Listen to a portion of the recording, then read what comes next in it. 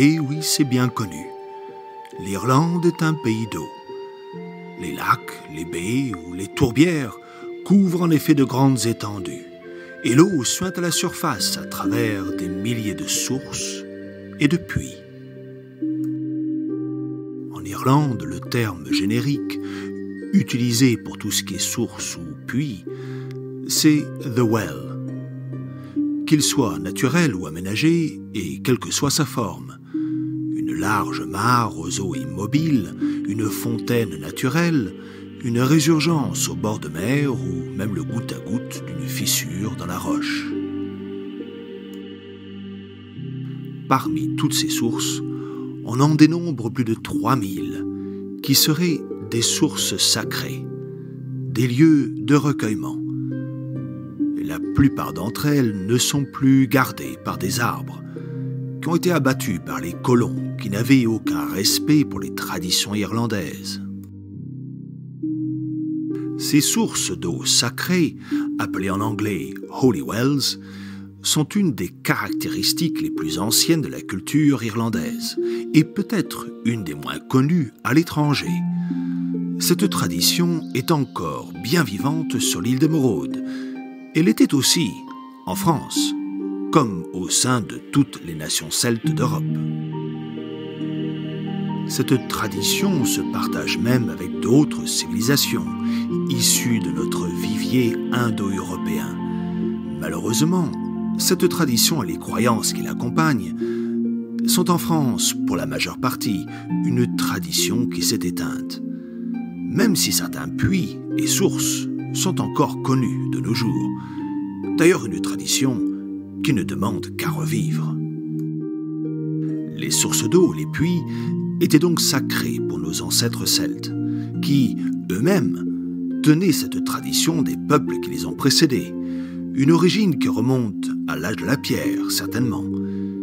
Des milliers d'années durant, nos ancêtres se rendaient à ces puits pour y vénérer leur divinité et rendre hommage au miracle de la vie. Pour ces lointains ancêtres, tous les lieux où l'eau apparaissait étaient des lieux chargés de mystère et de symbolisme. La mythologie irlandaise associe d'ailleurs de nombreux puits avec l'autre monde, le monde souterrain, le monde intérieur. Et comme rien ne se perd, tout se recycle, la tradition s'est perpétuée après l'arrivée du christianisme, comme elle s'était perpétuée à travers tous les mouvements religieux précédents, des religions qui l'ont, à tour de rôle, incorporée dans leurs dogmes. Alors vous comprendrez que de nos jours, les chrétiens qui visitent ces puits sacrés font un lien direct avec des événements qu'ils ont lus dans la Bible et dans la vie du Christ, notamment avec le bassin de Siloé. Le bassin de Siloé est aussi mentionné dans la Bible hébraïque, construit sous le règne d'Ézéchias vers 700 avant Jésus-Christ pour y transporter les eaux de la source de Gihon, et c'est précisément l'endroit où Jésus guérit un aveugle de naissance dans l'Évangile selon Jean. Cette histoire se base en effet sur des traditions bien plus anciennes. Le Christ, qui utilise l'eau, non seulement pour guérir, mais aussi pour baptiser, n'est pas surprenant. La symbolique de l'eau, pure, potable et translucide, est un élément essentiel à notre vie sur Terre. C'est bien ce qui explique aussi que les premiers saints d'Irlande, qui prêchèrent l'Évangile, s'empressèrent de bénir les sources et les puits afin de baptiser les habitants de l'île.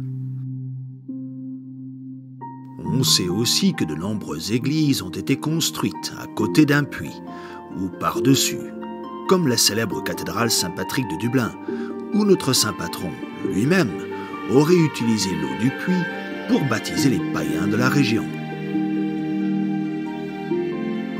Saint Colomba, le célèbre fondateur du monastère de Derry ou d'Iona, aurait baptisé à lui tout seul plus de 300 puits.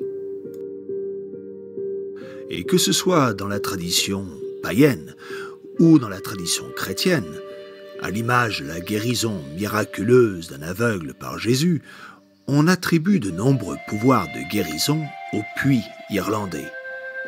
Alors, de nos jours, la plupart des Irlandais ne croient plus à ces pouvoirs. Et certains y croient encore. D'ailleurs, il n'y a pas encore si longtemps, à une époque où la population irlandaise souffrait de la pire période de l'occupation britannique, et notamment des lois pénales, avec une privation des droits les plus élémentaires, une extrême pauvreté, des carences alimentaires qui étaient la cause d'une vie courte et douloureuse. Eh bien, ces croyances apportaient, sans nul doute, un grand soulagement. Chaque puits avait son pouvoir de guérison. Certains pour les yeux, d'autres pour les maux de tête, les maux de gorge, l'indigestion, le mal de dos, les verrues, la coqueluche ou encore les rhumatismes. Mais le pouvoir de guérison des sources n'est pas apparu avec le christianisme.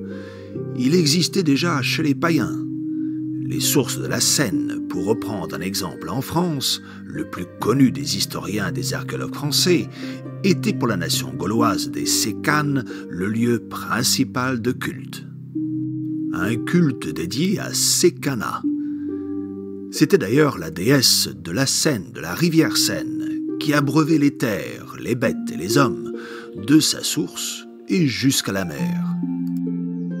Un temple lui était dédié, au milieu des sources qui lui donnent vie, appelées les fontes Sécanae, autour de l'ancien bassin d'ailleurs, qui avait été aménagé ensuite à l'époque gallo-romaine. Les archéologues ont retrouvé de nombreuses dédicaces, des offrandes, des modèles de corps et de parties de corps qui devaient être guéris par elle. Là aussi, il fallait avoir la foi. Ainsi, on retrouve des images sculptées dans le bois ou la pierre qui représentaient des hanches, des organes internes, des têtes ou même des corps entiers déposés dans l'espoir d'une guérison. Et j'en profite pour une petite parenthèse. Au sujet de Lourdes, le 3e plus grand lieu de pèlerinage catholique au monde, eh bien n'oublions pas que le site de l'apparition est un puits, aménagé autour d'une source. Tiens donc, une source. Et puis, quand on sait que les puits sont quasiment toujours représentés par une entité féminine à l'époque païenne, nourricière et porteuse de vie, eh bien voilà-t-il pas que c'est la Vierge qui apparaît à Bernadette Soubirous. Et elle dit, la Vierge, allez boire à la source et vous y lavez. En d'autres termes, une invitation à chacun de nous de se rendre à la source, rendre hommage, s'y abreuver, autant physiquement que spirituellement, et de s'y laver, en se débarrassant de tout le mal que nous avons en nous, qu'il soit physique ou mental. Et je vais peut-être vous apprendre autre chose encore. Un oppidum celtique important existait sur les hauteurs de la ville de Lourdes, et son puits sacré, où se rendaient les druides, n'était autre que celui au-dessus duquel la Vierge apparaîtra à la petite Soubirous en 1858. Le site de Lourdes a une histoire largement documentée par les historiens, couvrant toutes les périodes depuis le Paléolithique et en passant par cet oppidum de la période celtique et païenne. C'était à cette époque, à l'époque des Gaulois, un centre commercial et politique très important. Parlons un peu plus à présent des arbres sacrés, qui sont souvent associés à un puits ou à une source. En Irlande, on les appelle aussi familièrement « the rag trees », le mot « rag » désignant un morceau de tissu. En effet, les Irlandais ont l'habitude d'y accrocher des lambeaux d'étoffe ou des objets usuels appartenant à la personne pour laquelle la prière est adressée, Une prière qui concernait soit une guérison, soit la protection, pour ce proche ou pour soi-même. Cette tradition est encore très vivante sur l'île des Gaëls, et la croyance en son pouvoir de protection, d'ailleurs plus qu'en son pouvoir de guérison, impose encore le respect. Surtout quand on sait que certains pèlerins, parmi les plus fervents, marchent jusqu'à plus de 100 km pour se rendre à un arbre sacré. Ensuite, les sujets des guérisons, c'est une question de croyance, de foi et de confiance.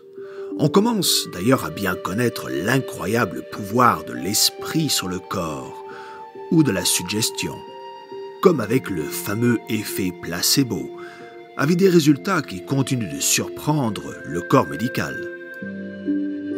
On amène parfois aussi des offrandes, et c'est ainsi que certains arbres se recouvrent avec le temps de pièces de monnaie, plantées dans le tronc et dans les branches, une manière de montrer sa gratitude et honorer la bienveillance de l'arbre. Des offrandes qui se retrouvent aussi dans les eaux du puits ou des sources, ou dans le lit des ruisseaux à proximité. Mais pour revenir aux arbres, il faut aussi savoir qu'ils ont toujours tenu un rôle central dans la vie quotidienne et spirituelle des Irlandais. Par exemple, l'équivalent de notre astrologie, en particulier la croyance des signes du zodiaque. Vous savez, pour déterminer une personnalité et un destin, eh bien c'était pour les Celtes, une science basée sur les arbres. Et chaque essence d'arbre caractérisait une personnalité différente. Ah, il y a tant de choses à vous dire sur les arbres, et notamment sur l'arbre de vie, qui était l'un des grands symboles spirituels des Celtes. Ce sujet sera l'occasion d'une autre vidéo. En tous les cas, en Irlande, sur les 16 000 communes qu'on dénombre, 13 000 prennent le nom d'un arbre. L'arbre servait aussi de point de repère, un lieu d'assemblée. Il représentait souvent l'identité même d'un clan. Et si les puits étaient représentés par des entités féminines, donnant la vie tout en l'abreuvant, les arbres étaient représentés quant à eux par des entités masculines, représentant la vie dans toute sa plénitude et sa force. Certaines églises ont été elles aussi construites à côté d'un arbre sacré, voire autour. Tenez, ceci me fait penser à cet if millénaire autour duquel le cloître de l'abbaye de Muckross a été construit. Bien plus encore à l'époque païenne, des cérémonies religieuses et politiques, ainsi que des célébrations, étaient organisées autour de ces arbres. Lorsqu'un clan partait en guerre, ils s'en prenaient à l'arbre tutélaire du clan adverse, et ils pensaient ainsi diminuer la force et la bravoure de leurs ennemis. Les arbres étaient aussi des lieux d'enseignement, le professeur réunissant alors sa classe sous son feuillage. Et puis, connaissez-vous l'alphabet sacré des Gaëls, appelé écriture ogamique ou l'alphabet des Ogham? Il contient le nom d'un arbre pour chacune de ses lettres. Le code pénal de la loi irlandaise, d'origine païenne, et qui était en vigueur encore en Irlande jusqu'au XVIIe siècle, était très sévère envers quiconque abattait un arbre sans en avoir fait la demande. La loi avait classifié les arbres en 4 groupes: les arbres nobles, les arbres communs, les arbres inférieurs et les buissons. Dans certains cas, la punition pour avoir abattu un arbre noble sans autorisation était la même que pour avoir commis un meurtre. Les légendes associées aux puits ou aux arbres sacrés sont incalculables, au moins autant que le nombre de sources en Irlande. Ces récits, transmis de manière orale, remontent dans notre lointain passé, et n'ont que renforcé et embelli ce que nos ancêtres ont pu vivre et ressentir. C'était à une époque où la dimension spirituelle et poétique, surnaturelle même, faisait autant partie du quotidien que nos films fantastiques d'aujourd'hui. Alors j'en connais bien quelques-unes de ces légendes, mais ce sera le sujet d'une autre vidéo. Je voudrais revenir sur le fait que la plupart des puits sont dédiés à des entités féminines. Des saintes telles que Sainte Anne, la mère de la Vierge, dont le culte est venu remplacer celui de la déesse Anu. Anu, ou Danu aussi, est une déesse primordiale de la terre. C'était la mère des dieux. D'autres sources sont dédiées à Sainte Bridget d'Irlande, ou Brede, qui commença sa vie comme druidesse au 5e siècle. Elle portait elle-même le nom d'une antique déesse, fille du Dagda, et elle est associée à la fécondité, à la médecine, à la poésie et à l'art de la forge. La druidesse décida de se convertir au christianisme, ce qui n'est pas inhabituel à cette époque. N'oublions pas de mentionner au passage que le druidisme est un courant spirituel et non une religion organisée. Ainsi, grâce à la grande influence qu'elle avait en Irlande et même à travers le monde celtique, on lui doit que de nombreuses croyances et traditions païennes soient venues se superposer aux pratiques de l'Église chrétienne d'Irlande. En effet, rien ne se perd, tout se recycle. Et avec l'arrivée du christianisme, les puits sacrés des païens, plutôt que d'être abandonnés, ont trouvé une signification plus en accord avec la nouvelle religion. Les premiers missionnaires, qui devaient être de très bons diplomates, ont participé beaucoup à faciliter cette transition. Ainsi, que vous soyez catholique, protestant, juif, musulman, athéiste ou encore néo-païen, quelle que soit votre religion ou votre idéologie, force est de constater que les sources et puits d'eau sont l'un des éléments clés à notre survie sur Terre. Les sources donnent naissance aux rivières et aux fleuves, qui à leur tour fertilisent la planète et la rendent habitable. Les arbres, quant à eux, participent à renforcer cette vie sur Terre, en étant l'un des éléments qui créent notre oxygène, tout en capturant le gaz carbonique de notre atmosphère. Les arbres maintiennent les terrains et retardent la désertification. Et privés de nos moyens modernes d'extraction et de transformation, ils redeviendraient le moyen le plus rapide et efficace de nous chauffer, de nous abriter et de nous équiper. Ce sont là des évidences. Et pourtant, nous ne leur rendons plus hommage. Alors qu'on remercie le cuisinier de nous avoir nourris et que l'on montre de l'amour à nos mères, eh bien nos ancêtres, eux, avaient une profonde dévotion pour les sources et ils étaient très respectueux envers les arbres. Je vais vous dire, il n'y a aucune honte et il n'est même pas ridicule à leur rendre cet hommage. Et il est même important, je crois, plus que jamais, de leur apporter notre attention. Et ceci de la manière qui vous convient, ne serait-ce qu'une attitude respectueuse ou une prière pour les croyants. Ensuite, qu'on aime à embellir notre relation avec la nature, à ajouter du fantastique et de la poésie. Il n'y a rien de mal à cela.